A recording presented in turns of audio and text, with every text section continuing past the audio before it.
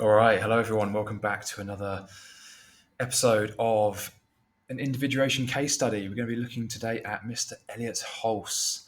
And again, if you haven't seen my other video where I did something similar, this is not going to be like anything you've seen before. My intention here is not to support or oppose anyone's argument per se. I'm coming at this purely from the perspective of understanding the individuation process more clearly and looking at a person's behavior and trying to understand where they are in terms of their journey and therefore whether that's useful for you if you're choosing to work with this person or follow this person. Moreover, it's also to point out some things which may not be obvious to many of us about certain behaviors where we might otherwise get drawn in to a certain way of being and feel good about that, only to later discover that we've ended up taking one side of a two-sided position and caused our own challenges in the process. So it's really about highlighting things that might not otherwise be obvious to many people and coming to understand our own minds and the process of what it means to become more spiritually evolved and how we can then go about that as a way to improve the state of our minds. So that's probably an introduction you're not used to hearing. And this video is probably nothing like anything you've ever seen on the topic. I'm not here to present a political opinion. I'm not here to point out why someone is wrong or bad on either side. This is purely, you think of it like a psychological case study or an experiment or a scientific paper, if you like. So, with that said, the article we're looking at today is Elliott Hulse's response to Vice News: Why the Far Right is So Weird About Sex. Now, I've skim read this article, so I like to just do this on an impromptu kind of basis.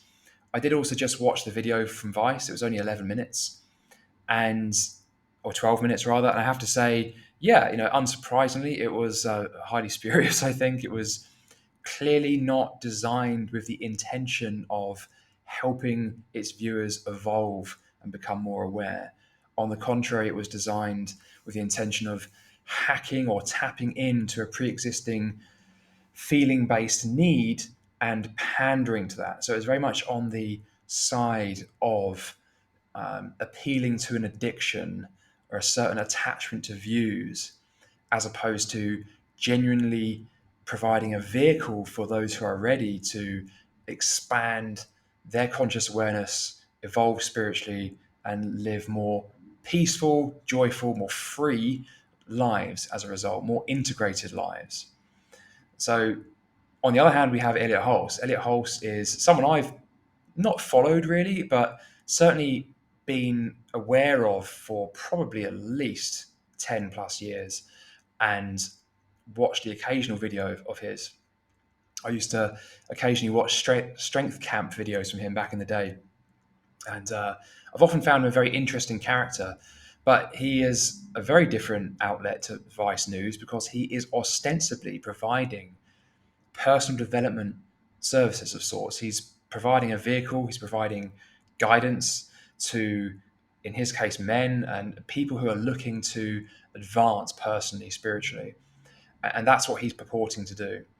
And like everything in life, his offering is a vehicle and it's also potentially a trap because anything outside of us has the potential to be a trap.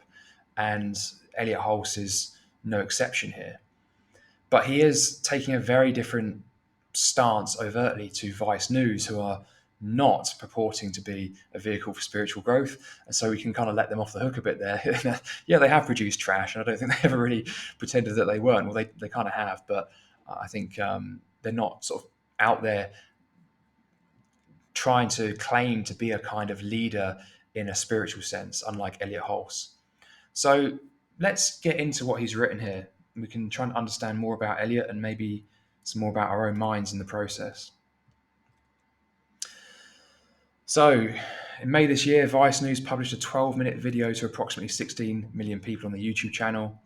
Long-term fans of my own content have since reported to me that variations of this original video have more recently been published to additional social media platforms operated by Vice. Yeah, okay, yeah. The video itself, why the far right are so weird about sex. By the way, let's just hang out here for a sec. The far right, okay, so already there's a concept, there's an encapsulation of this thing, which they also refer to as the manosphere, and that's down here as well. And so, this is an ego construct that is attempting to package something up so that it can be better understood, managed, and and pushed away, essentially. So, Elliot is, in just quoting the title, we can see that there's already a kind of unwholesomeness in that they're taking this group, they're branding them up in a certain way, and they're saying they are like this, and that's not true reality, right? That's just the ego's way of trying to create an experience that makes sense to us. What does Elliot say? So he says the video presents itself as part of an ongoing investigative series. Nothing could be further from the truth. So Elliot has his own views about what far right means and what weird means and what it would therefore mean to claim that the far right are so weird about sex. And he disagrees and says it's further from the truth. Upon review, I find the video to be yet another unethical, biased, lazy, and slimy fake news hit job. So let's just go right back to basics here. A person on the journey to individuation towards spiritual self sovereignty is behaving in a way that not only is conducive to the integration of their own mind, but in such a way that when they do something that deviates from that path, there's a mechanism that kicks in and says, okay, what I'm doing here is not integrated, or it's pointing to a certain disintegration in my own psyche. And hence, we have this habit. Habit 3 is known as skillful communication. This is really essential. This is really where we go beyond the Jungian psychology and we start taking inspiration from areas like Buddhism, Hinduism, and various other religions and spiritual practices. And skillful communication, the way I see it, consists of 3 facets. It speaks the truth, so it's not deliberately hiding anything in the unconscious. It's only speaking what is true, what is demonstrable, what it knows. Secondly, it speaks what is useful. So, in other words, it's not coming from a place of craving, of just having to put something out there as a way to regulate some need that we have that we could actually take responsibility for and let go of. And thirdly, it speaks what is kind. And now, kindness does not mean being all nicey-nicey. It's really important because whether we're being all nicey-nicey or whether we're being aggressive and harsh, in both of those extremes, there's something we're hiding. And so, what kind communication really means is that we're not pushing anything away with our speech and therefore with our thoughts and our actions. So, what we have here is an opinion that says, okay, it's yet another unethical, that's a fair statement, biased, that's a fair statement, lazy, starting to veer a bit here, and slimy fake news hit job. So as we start getting to the end of the sentence here, slimy fake news hit job, now it's starting to veer away from what I would personally consider, if it was my own practice and my own community, I would, if I ended up using words like this, I'd be then using that as a warning light on my dashboard to say, okay, I've veered from the path here, and that is not a problem. It is kind of like the veering off that shows us where our mind is disintegrated. It's not just merely about doing the practice and doing it perfectly, so much as it is about using the habits, using the guides, using an understanding of what integrated behavior looks like to see when we ourselves have deviated and therefore see something about our own mind that we couldn't otherwise see on our own. So our own speech is like a printer for our mind. When we see our words coming out, or hear them coming out rather, we can then see something about our own mind that we couldn't understand before. And so all of this is contingent on the understanding that there are aspects of our mind that we don't see, that we're not aware of. The unconscious, right? There is such a thing as the unconscious. And that alone is like unfathomable to some people, or people who are very young or early in the journey. The idea that there's stuff going on up here that's not party to our consciousness. But as we start to see that and understand that, this can be a very useful way for knowing when we've deviated. And it's like a gift to us that suddenly it's like, I see I'm having an issue with this. Doesn't mean that Vice News aren't unethical, aren't biased, aren't lazy, and that their video is not spurious and it doesn't have its own total fallacies and its own agenda. Sure. What it means is that we have a problem with that for some reason. Yeah, there's a problem in the world. Yeah, it has to be or can be resolved skillfully. But it's when we start slipping over into this aversion, this kind of pushing away, and this motivation to use insults, and we start to go, okay, this is more than just a problem out there. This is actually now showing me something about my own mind. So I would say, okay, using the word slimy, there's something there that Elliott's pushing away, and it's being projected onto this outlet. It may have truth in it. It does have truth in it, I think, but it's more that the truth that they were a hook for his own shadow of not wanting to seem slimy. And that's, from a coaching point of view, probably not a coincidence, because the way he portrays himself is very authentic, very upfront, very straightforward. And so, what's the opposite of that? You might say slimy, like being a little bit like operating covertly and not really being honest about one's intentions, and sort of using sleight of hand techniques and this kind of thing. And that's kind of opposite to what I perceive Elliott Hulse's persona to be. So there you go. There's some shadow material we can pull out. Let's move on on the second paragraph here. So this type of journalism, inverted commas. Now, I can see why he's done that, but I think it's fair enough. But journalism itself sort of comes with that dishonesty. I think these days that is journalism.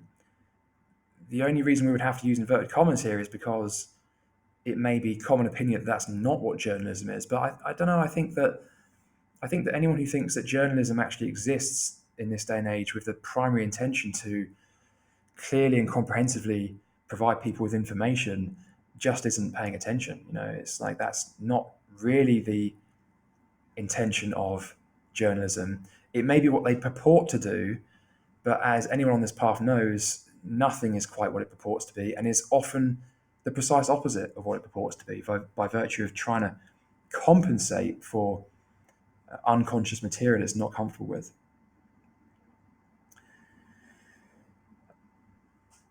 This journalism has become all too common. I'd say it's kind of the norm rather than the exception, right? In America, from socialists, communists, feminists. Now, we can definitely pick apart these ideologies, but in themselves, these are just nouns, right? These aren't inherently bad things. They are just ideologies which have their own, gross, admittedly, challenges and fallacies and contradictions. But that doesn't mean that these things are bad or that they should be used in a derogatory way. And they're woke alphabet buddies from hell. Oh, he doesn't mince his words. And you can really see how Elliott is so popular in so many ways. His real strong, powerful persona, which is attractive to people who aspire to being seen this way. So this is very much about persona, right? A highly integrated person is strong, but they're not afraid of being seen as weak. That's the thing. They are strong, but they're not afraid of being not strong. And so, in their strength, they're not being compelled by a fear of weakness. They've just integrated those sides of their personality. So I've already talked about this word, the manosphere, and how that is very much just it's not really a thing. It's just a concept that has been created up, and you can't draw boundaries around it. You can't, say, oh, this is the manosphere and this isn't. because it's just an idea that someone or a group of people have thought up as a way to make sense of the world given a limited consciousness. So ideas like this are very problematic because we just don't know where to draw the line, and we then start to see the world in terms of these concepts, when actually what we think and the experience that our ego feeds to us is that actually we are interpreting the world as it really is. But really what's happening is our ego is actually superimposing this concept onto the world, and then we see it, and it will seem truer than anything. That's how the mind works. It will not see signs that go against its pre-existing assumptions, and hence we have confirmation bias. He goes on, it smears the manosphere movement more widely and also targets me personally, probably even defaming me. Now I have to say this, that I did watch the video, and yeah, I think what Elliott Hulse was saying was taken totally out of context in a highly spurious and disingenuous way, to the point of being utterly blatant. And I'm not here to, as I said, choose or support sides. I'm here to highlight disintegration in the modern psyche and the collective neurosis that we're all suffering from, as a way to help people see it, make it conscious, let it go, and live more peacefully and joyfully and with more freedom as a result. That's all I'm here for. I really am not interested in supporting anyone over the expense of another. I'm just pointing out where the emperor has no clothes. Let's keep going. So, as far as news reporting goes, your video is nothing short of a moral and intellectual con job. Excuse me for laughing, but I really sense that there's part of Elliott that is laughing as well, even though he has taken this posture of anger and power and strength. I really wonder, because just the tone of it is so forceful and blunt, that I suspect there's a tiny percentage of him that actually finds this quite amusing. It's a fun thing, right, to get involved in a back and forth like this and really own someone and put them down.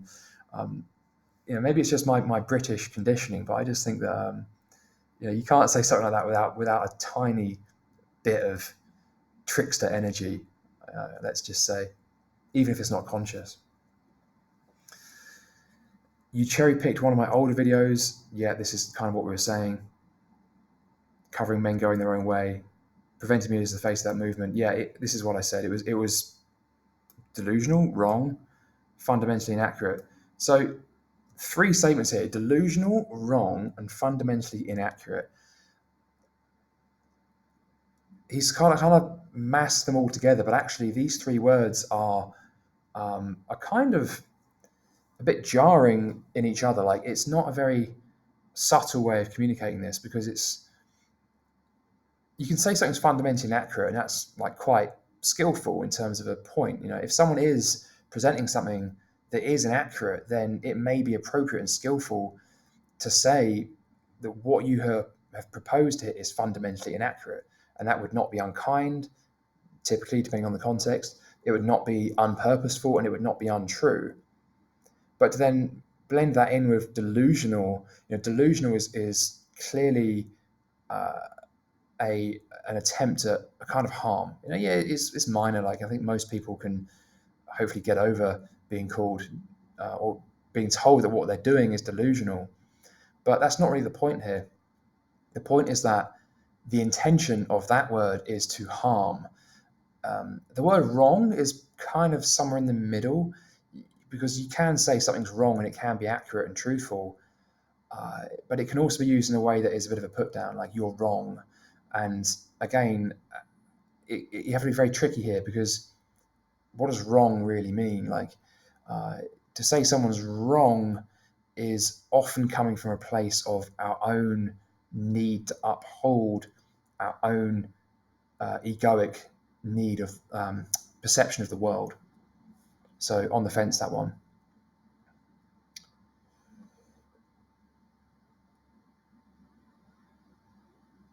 Let's move on down. I'm a husband for over 20 years and a father of four. I love my wife. I love my kids. I work my ass off to help make strong men strong again and build a better country for my children. So, what I'm picking up on here is certainly very traditional energy, right? And for those of you who are familiar with spiral dynamics, for those who aren't, I won't bore you with it right now. It's actually fascinating. But basically, there's a number of stages of consciousness development, and it's just a model for how that tends to evolve in a person's life. It's not so much like a person moves through these stages, but that certain behaviors are representative of certain stages in this 8 stage system. It's no coincidence here, maybe, that I've picked up the blue pen because blue is the fourth level, and it's very common. It's much rarer to find people at the higher levels. Like very few people, for example, get to 7, and even fewer get to 8. But quite a few people get to 4, and 4 is like very traditional, conventional, often associated with religion or corporate life. It's really where where a consciousness goes beyond sort of breaking out from the tribe and going its own way, men going their own way, right? That's kind of like quite a sort of red level 3 sort of mentality. But then moving into blue, which is very centered around rules, and this is how we do things, and this is just how it is, and that's because that's how it is, and it works. Well, the challenge is that it not only does it not always work, but that there comes a point where consciousness has a drive, a will to meaning that pulls them out of blue and goes, right, well, how can I actually work with my environment um, and actually do something off my own back that is creative, productive. It's a very kind of masculine will to meaning sort of drive, and that's when you graduate from blue to orange. But what I'm picking up on here is, he's signaling essentially how traditional he is and how stable and reliable he is. So there's a kind of slight unquestioningness about it. But I have to say, hats off to Elliott for being such a loving husband and father. It's more than most people can lay claim to, and here, work my ass off. So, unnecessarily using words like ass, or would not say that was useful. It's born out of a craving. So what I'm getting at here is that there's a spiritual movement going on here, which is engineered to help people at a certain stage graduate to the next stage. And if I didn't know any better, I'd say it was sort of like that spiral dynamics level 3 to level 4 movement. And everything has its place. But as I said earlier, everything is a vehicle and everything is a trap. So there'll come a time when someone learns what they need to learn from a group like this, they take away what they need to take away, and their consciousness wants to move one step further. So what we're seeing here is the signs of certain things that aren't made conscious. So, for example, this innocuous word ass, but actually coming from a place of just a need to say something that's slightly, very, very slightly sort of jarring and empowering, right? A word that your grandma might find slightly displeasing. So, that comes from a craving, which itself comes from something not being seen. Like if we could see what was driving it, there'd be no need to say it, right? So, uh, so what you're seeing here is like the areas in which maybe even this community is not totally what it purports to be, as in it's not a vehicle that will take you all the way to spiritual self sovereignty. It will take you some of the way there, but then there'll come a time when one has to see it clearly and leave and break away from it. Now, I'm not part of Elliott's group, so I don't know how he operates this commercially. I've not even looked into it, but many of these groups will try various things to kind of keep you involved, maybe beyond what would actually be in your best interests, right? They may be slightly just. I don't know that Elliott does this at all. I've just seen other groups that do use sort of like deceptive techniques to keep you in, even after it's necessary for your own spiritual journey. Everything's a vehicle, everything's a trap. So here he goes on. It's projection of your own sins from your own flaming pile of trash fake news network. Interesting that he understands the concept of projection here. But you know what? Understanding projection and seeing one's own projection are so far apart on the journey of individuation, right? It is a chasm between those two things. Like, it would be tempting to think that just because someone understands what projection is, that they would therefore be able to see when they themselves are doing it. And this has, shocked me so many times, and was something that's quite hard for me to accept, that actually the ability to spot projection, understand projection, is something that happens relatively early on in the journey, whereas really making a dent in one's own projections is actually quite advanced in the journey. So, there is this gigantic journey between the two of those things as well. So just because one understands projection doesn't mean they're not projecting. And you can really feel the anger here, right? Vice media promotes non-stop beta male, soy boy, weak, low testosterone, fatherless, don't need no man, single mum, feminist culture. By the way, I mean, I would ask Elliott here from a coaching point of view, right? What is so bad about low testosterone? Now, I'm not saying it's not bad. I'm not saying it's good. I'm just saying that, in your view, what would be so bad about that? What would be the tragedy? What would happen to someone who had low testosterone? It affects a lot of men, right? And it's not just those who are vegetarian and only eat soy. It can be those who do heavy weightlifting and end up with varicose veins in their testicles, right? So it could actually be the result of, I read something recently that 60 to 80% of bodybuilders have a varicocele. So, low testosterone is not necessarily something derogatory, but in Elliott's mind, it is associated with something derogatory, to the point that he actually typed it out and published an article without having gone over and read it afterwards and checked whether he really was speaking from a place of wholeness. It's a lot easier to prevent oneself from typing something unwholesome than it is from saying something unwholesome, because we've got more time to go over it, and then we can check it and cross-check it and then post it. But I sense that this is quite buried in his psyche. So it's like there's this negativity assigned to this low testosterone. So again, it's sort of like a barrage of, on one hand, nouns like fatherless, or adjectives rather, single mum, feminist culture, but on the other hand, like quite derogatory adjectives, or framed as derogatory, like soy boy, weak, low testosterone, so on, with no discernment between those two.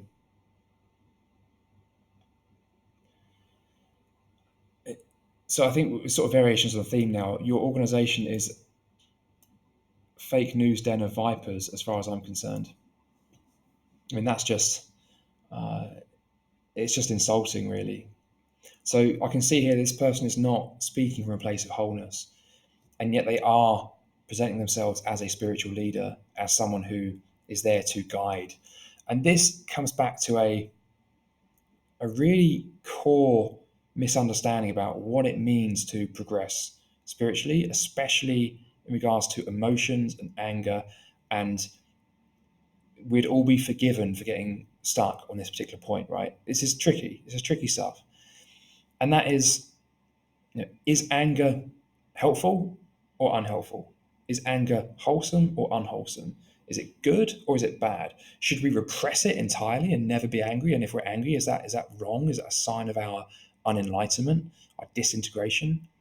Or should we just embrace it fully? Now, I've got 25 seconds left on this recording, so let's leave that there. But the answer always comes down to making it conscious. Whether we're being aggressive and angry, we're hiding something. If we're suppressing anger, we're hiding something. The key is to integrate it, make it conscious, wield it, use it, and not do harm with it. That's the key. Hope that was useful, guys. I shall chat to you next time.